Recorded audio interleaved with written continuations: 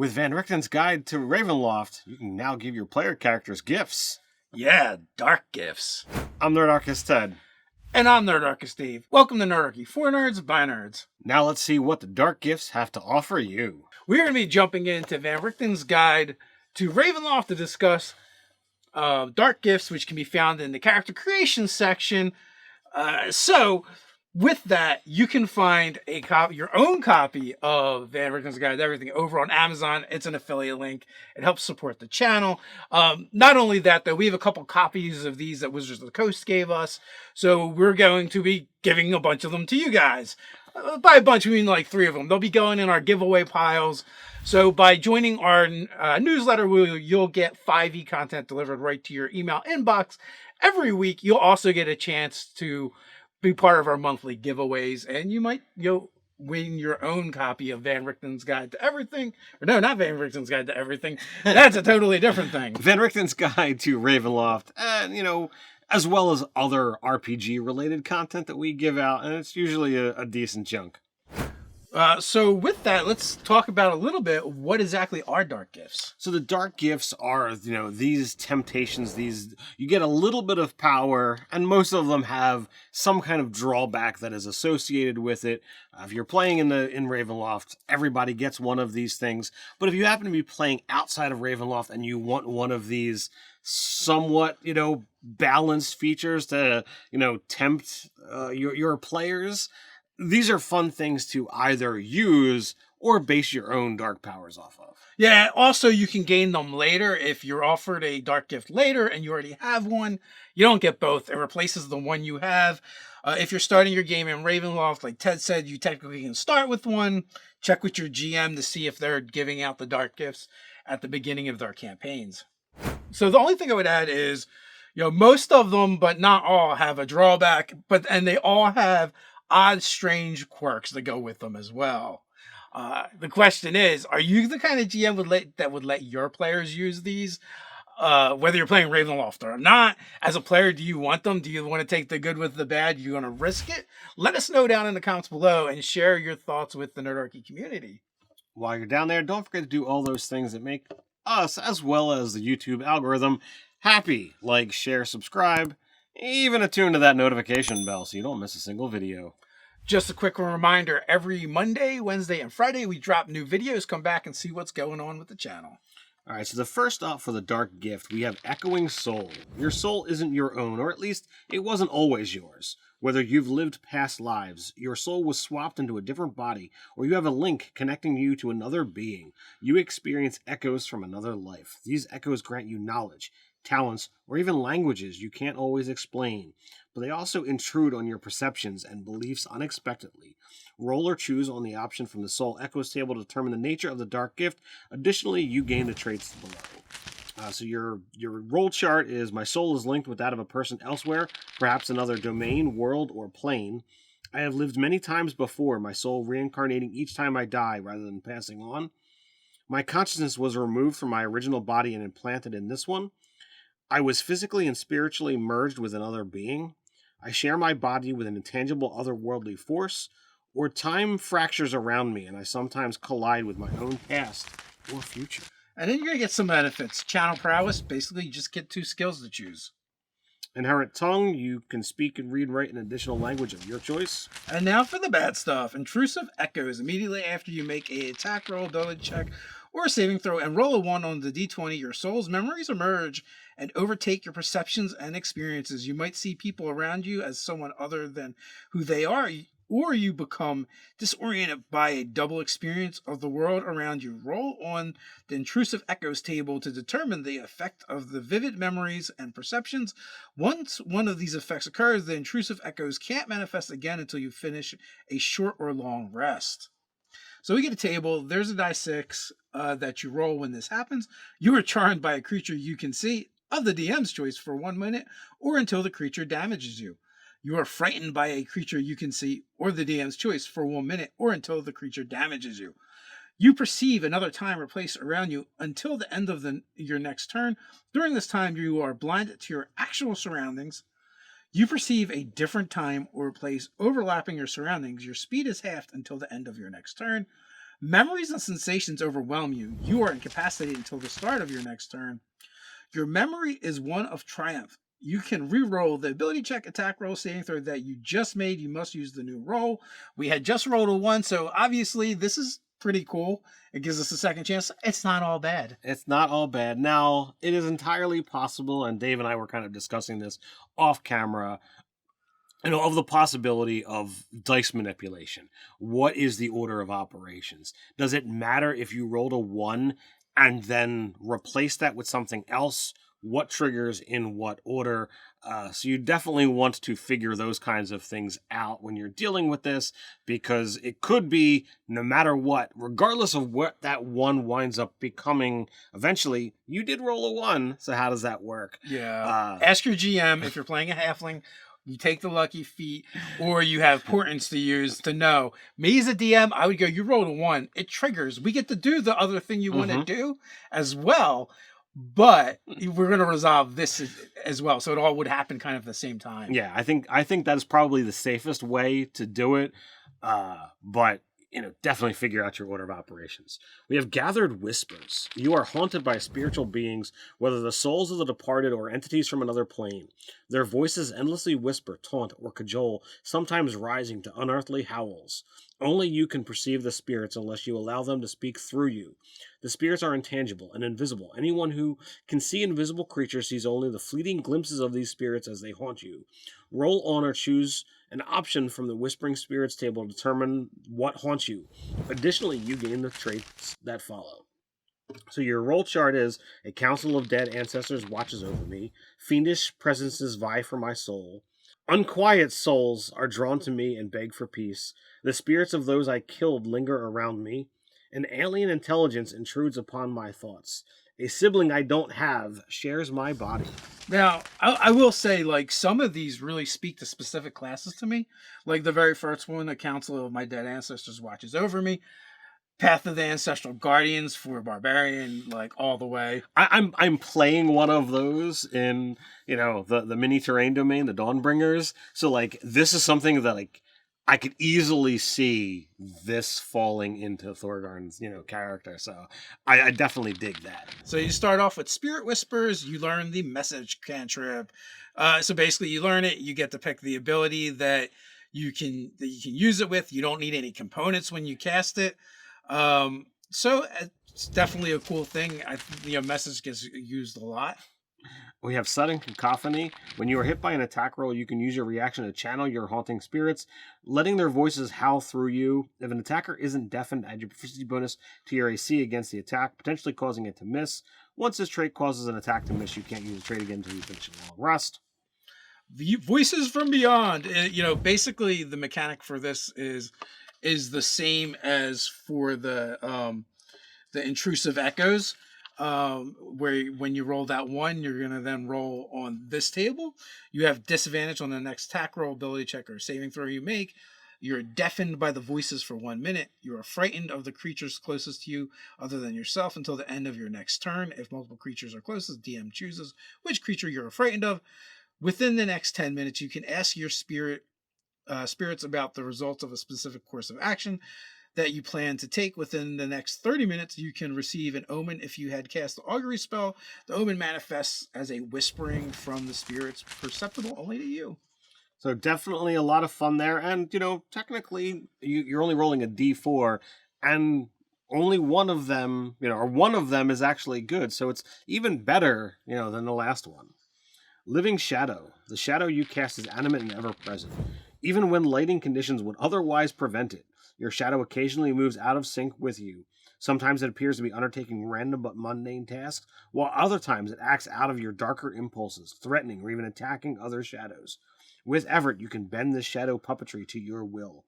Roll on or choose an option from the Shadow Quirk table to determine how your living shadow behaves. Additionally, you gain the traits below. Shadow Quirk. My shadow often holds weapons or bears wounds that don't exist. When I'm distracted, my shadow panics and tries to get other people's attention as if it's desperate to escape me. When it's not being watched, my shadow makes threatening gestures or creeps towards people. My shadow's movements mirror mine incorrectly. When I raise my left hand, my shadow moves its right. My shadow fiddles with or occasionally breaks tiny non-magical objects. There is a slight but noticeable delay between my movements and those of my shadow. Yeah, like so, the living shadow just screams shadow sorcerer origin to me, right? Mm-hmm. They would just fit together nicely. Your first ability, grasping shadow, is you learn the mage hand cantrip, and basically it's a black shadowy hand instead of how it would normally look.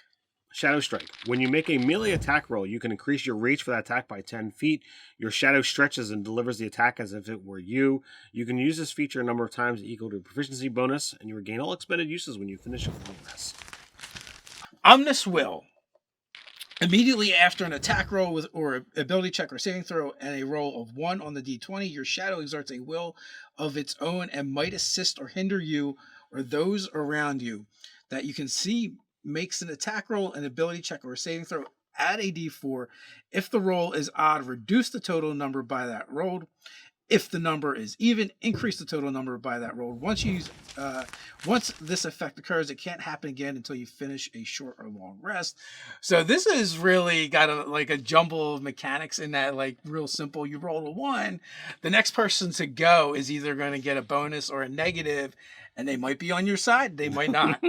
So I like that, very flip floppy kind of thing, because you really don't have control over it. So I dig that.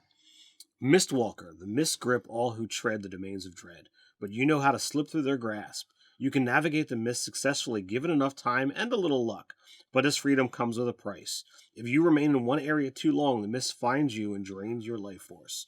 Roll on or choose from the mystery travels table, and you get, the gifts that follow. So you roll a d4. On a 1, you learn a secret about the nature of the mists ever since. You can manipulate them, but the lands you walk have turned against you. 2, you fled from the mist to escape someone or something that's hunting you.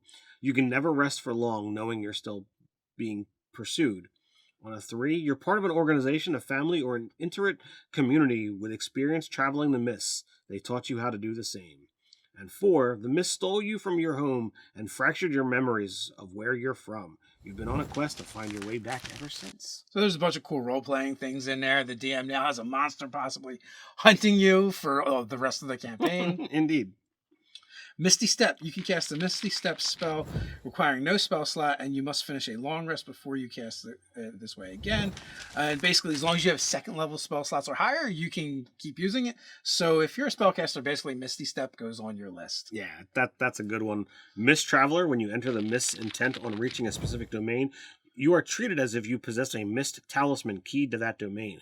To use this trait, you must know the name of the domain, and you have it as your chosen destination, but you don't need to have previously visited it, and the trait doesn't allow you to bypass domain borders closed by a Dark Lord's will. So super useful in a Ravenloft game, especially if you're a knowledge-based character and you know a lot about the other domains. They all have specific talismans keyed to them. You have it, you can go there. The only problem is if you're not playing Ravenloft, this is going to be far less useful. Indeed. We have Poisoned Roots. When you finish a long rest, the world around you in a 10-mile radius becomes a siphon that will eventually leach away your vitality. You can remain in the area safely for a number of weeks equal to your Constitution modifier, minimum of 1 week. Therefore, each time you finish a long rest in the area, you must succeed a DC 15 Constitution saving throw or gain 1 level of exhaustion that can't be removed while you remain in that area. This is really bad because, like, Barovia is like 10 miles, right? So, like, you have to leave that domain or eventually it's going to get you. Yeah, I believe this is one of those things that it's designed. I'm like, okay, you're going to have to keep traveling. Yeah. And I mean, let's face it, levels of exhaustion are nothing to sneeze over. Now, in all fairness, some of the other domains might be larger than Barovia. Barovia just happens to be fairly small. So like there's no safe haven while you're in Barovia for you. Indeed. Second Skin. There is another side of you that most people never see. When you show this side of yourself, you might become another person entirely, as a celestial-like adventurer or a walking nightmare. Whatever the specifics of this form, it exaggerates some drive or hidden nature within you. And again, you roll on the table to determine what this other side is, and you get the traits. Yes. And they range from like having a humanoid beast form and angelic, You can be made of slime, fey-like shape construct. So basically, like all the monstrous types can be in there. And then you get this ability called transformation. You can cast the Alter Self spell to appear in your second form. When you do so, you gain the effects of that spell's change appearance option and cannot end it to gain the benefit of a different option. Casting Alter Self in this way requires no spell slot, and you must finish a long rest before you can cast it in this way again. Your spellcasting ability, you basically get to pick between your mentals. If you have a spell slot a second level or higher, you can use this, cast the spell with them. When you cast Alter Self using this feature, some cosmetic aspect of your second form remains after the spell ends. This visibly marks you unless you actively hide or disguise it. The mark is perceptible change such as scaly skin, stunted wings, eyes without pupils or horns. The marks fade after you finish a long rest. So every time you use it, there's a lingering effect. Indeed. Involuntary change. Certain circumstances can activate your dark gifts. After you experience this catalyst, at the start of your next turn, you must succeed on a DC 15 Charisma saving throw or use your action to cast Alter Self as described in the transformation trait, even if you've already used it. And then you roll or choose on the option from the change catalyst to be able to determine what triggers your involuntary change. For me, I think this is one of those things you work with your GM so you're not picking something that's too chintzy. But seeing a particular phase of the moon, the smell of a certain type of flower, the sound of ringing temple bells, hearing a particular melody, touching pure silver with your bare skin, or seeing someone resembling a specific individual. Next up, we have Symbiotic Being. A second being resides within your body along with you. It manifests physically somewhere on you and relies on you for its survival. At the same time, it offers you knowledge and other assistance, either its own violation or because of your intertwined nature. The symbiote has its own personality and agenda, which might be at odds with yours. If you ignore the symbiote's desires, it may strive to interfere with you. There is no way to be rid of this symbiote while you have this dark gift. Even if you go to dress lengths such as severing the part of your body where the symbiote resides, it reappears on your body in another location at the next midnight. And then, of course, there's another cool table you can use for inspiration or to roll on. So, tiny humanoid facial features protrude from your torso, palm, or the back of your head. An alien appendage inside an unhealing wound. A burrowing worm-like being. Intrusive thought that inhibits your mind. A living tattoo, a crystal growths that replace a portion of your body. So there's a lot of like really fun, gross, and bizarre things you can do. You could totally be like Kang from the Teenage Mutant Ninja Turtles. Yeah, I look at this and each one to me offers, new and interesting ways, to inspire a character. And each one, in its own path. I love the living tattoo. I love, I've got, I'm the Winter Soldier, but as opposed to a metal arm, I've got a crystal arm. That's just cool. Or you're not digging being Kang. You could definitely do that too. But your symbiote is a separate entity with its own physical form bound to yours. It isn't a separate creature and relies on you to survive. It has intelligence, wisdom, and charisma scores. The DM sets the symbiote's abilities or determines them randomly. The symbiote can see and hear using your senses. The symbiote speaks, reads, and understands 2 languages, one that you speak, as well as one appropriate to its nature.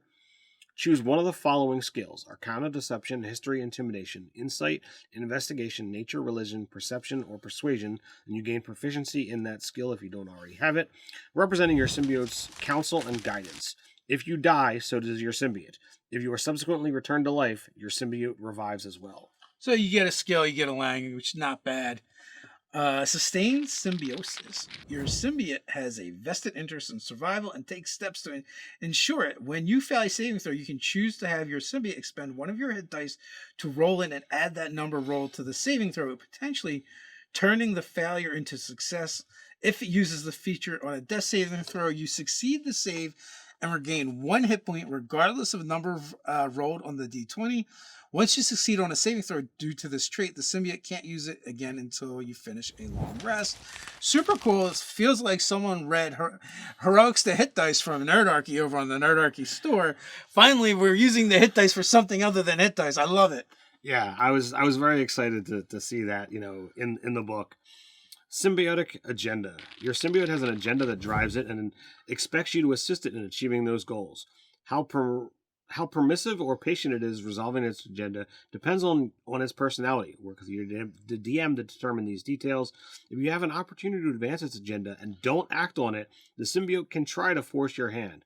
You must succeed on a charisma saving throw, DC 12 plus the symbiote's charisma modifier, or be charmed by the symbiote for 1d12 hours.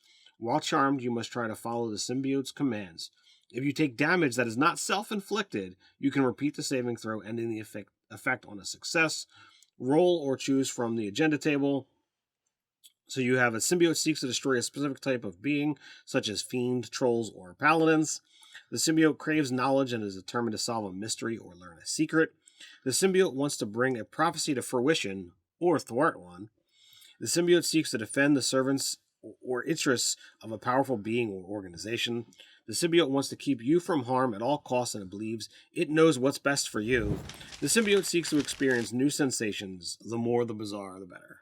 Yeah, I feel like as a GM, you can have a lot of fun with this, and it does give you a way to insert an NPC into the party for better or worse. Yeah, I think some of these things feel like, there's definitely an easy button.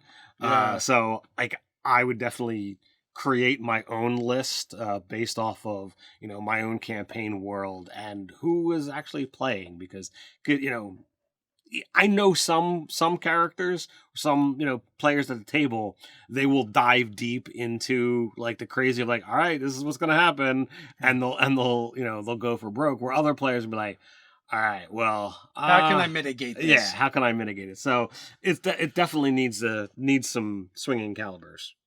Touch of death. Your touch is pain, harming whoever you come in contact with.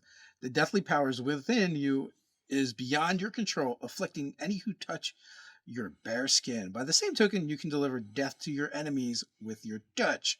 We got a table. Deadly touch. Your body's alchemically or biologically altered, infusing you with deadly chemicals. The magic of slighted druid or fae makes small plants wither and insects die in your presence. You're the harbinger of a grim prophecy. Any creature that your touch damages is marked with a temporary scar of a group, fiend, deity, or other force that takes interest in you.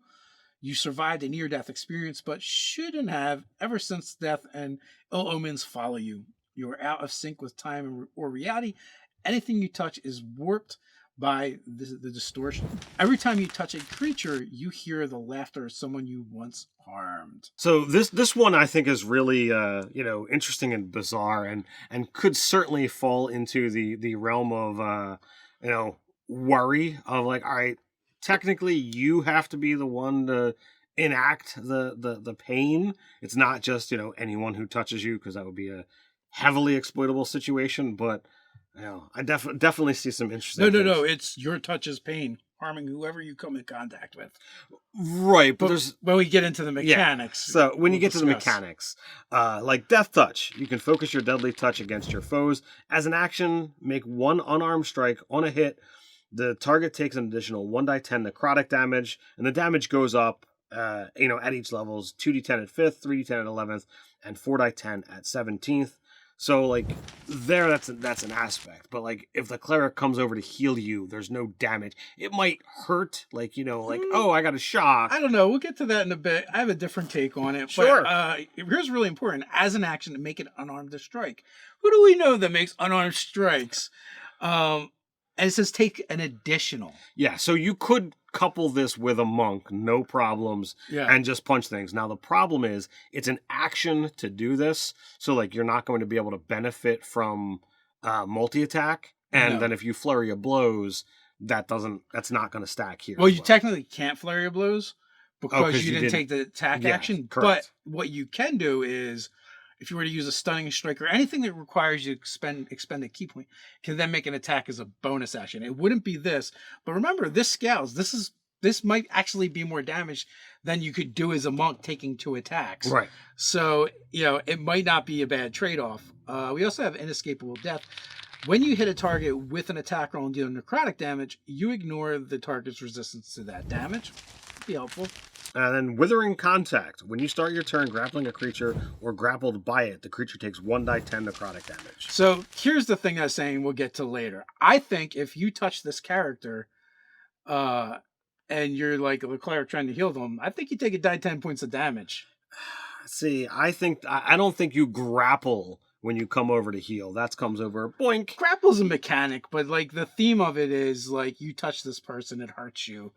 So otherwise there is no downside to this one. Yeah, and also you can build the ultimate grappler with this one because just grappling things, you're just going to do an extra die 10 of damage to them every round. Yeah, I was looking at this, as not really seeing a drawback here, depending upon how you want to word that Withering Contact. In my game, take this one. Anybody who touches you takes that die 10. There you go. Dave said it first. Watchers. Something is always watching you and draws ethereal spirits that take the form of creatures made of shadow stuff, usually in the shape of tiny beasts that follow you and gather in your general vicinity. These creatures act like normal examples of their kind, but their behavior suggests a hint of malice. No matter what precautions you take, you can't permanently drive these spirits away. They always return, wait just beyond the reach of deterrence, or later crawl out of your clothes and equipment. So then we got one of these tables, of course. Carrion eaters, jackals, ravens, vultures. Inescapable judgment. Animate tools of punishment, drifting eyeballs, religious iconography. Nightwings, bats, moths, owls. Plague carriers, fleas, rats, squirrels. Unnatural observers. Animate objects, clockwork devices, otherworldly voyeurs. Sea skulkers, crabs, eels, jellyfish. Stray souls, ghosts, orbs, shadows, ectoplasmic wisps, venomous vermin, scorpions, serpents, spiders. I think this is great for a Swarm Keeper Ranger. Absolutely. And we've got Borrowed Eyes. As an action, you can influence the presence guiding for watchers for an hour. For the duration, you gain advantage on intelligence investigation checks and wisdom perception checks, and you can't be blinded. Once you use this feature, you can't use it again until you finish a long rest. Dread Presence. You have a disadvantage on Charisma, Deception, Charisma Performance, and Charisma Persuasion checks made against creatures that can see the Watchers, and you have disadvantage on saving throws made against scrying spells. You can temporarily disperse or hide the Watchers with some effort with a 1 minute of work and successful DC 15 Charisma Animal Handling check. You can suppress your Borrowed Eyes and Dread Presence for 1 hour. Once you successfully suppress these features, you can't do so again until you finish a long rest. So this one's not great. Like, what you get isn't super awesome. And mathematically, I like it. And the drawback is kind of like always there unless you make a conscious effort to turn it on, and there's no guarantee that you will be able to turn it off. So definitely a lot of fun things that are here. Do you have a favorite? Do you have something that you would be interested in to add to one of your characters? Or I think there's a lot of them that are really cool, and a lot of them to me speak specifically to what you're playing, like they thematically go along with some of the other stuff that you're doing. But almost all of them have their place, and I could definitely see them fitting in.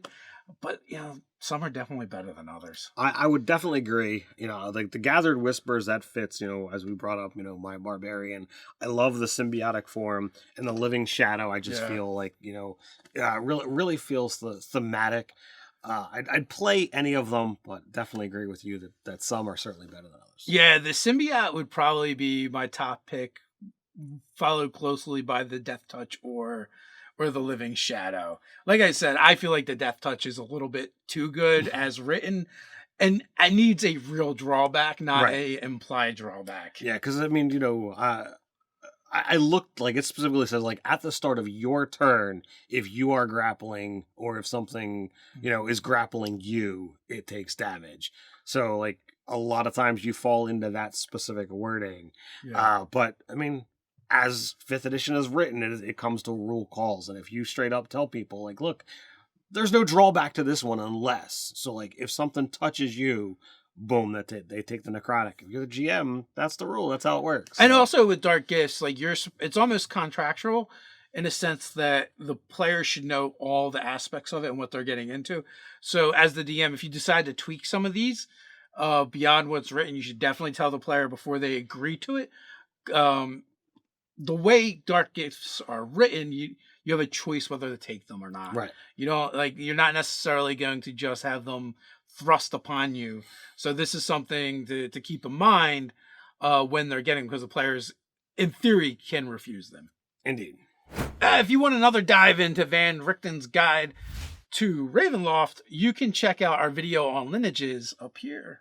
If you'd like to help Nerdarchy keep making videos like this one, why not head over to Patreon and support us there. As a special gift and thank you, you'll receive 5e content for DMs and players alike, a chance to game with us, and more. So until next time, Stay nerdy.